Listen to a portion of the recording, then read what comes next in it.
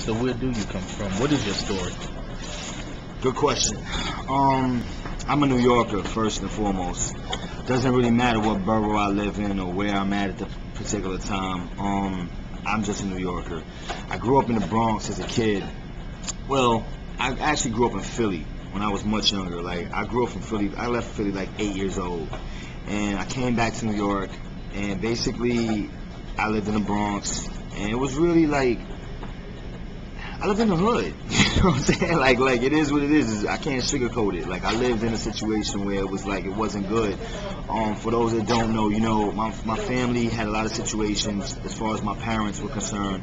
Father was incarcerated. My mother was going through her situation. So I was actually living with my grandmother for a long time.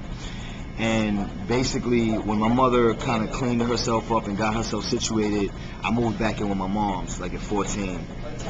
That's actually when things started to go like haywire. I went with my mother, and I just was getting in trouble left and right, man. Like, I was still in the Bronx at the time. And I mean, I had got arrested twice before I was 16, man. Like you know, for like serious charges, man, like armed robbery twice and things of that nature. And I dropped out of high school. I was in the 9th grade for like 3 years.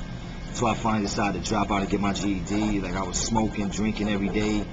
It was just crazy, you know. And long story short, what ended up happening is we moved to Harlem. My mother's fiance at the time, we ended up moving to Harlem because we wanted to get out of that neighborhood because it was kind of crazy over there.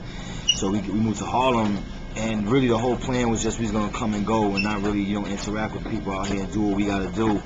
But you know, things happen, and here I am today, you know, like a decade later, still in Harlem. You know what I'm saying? And it is what it is. I mean, I went several different places in between that time, but basically I'm still in the hood. It is what it is.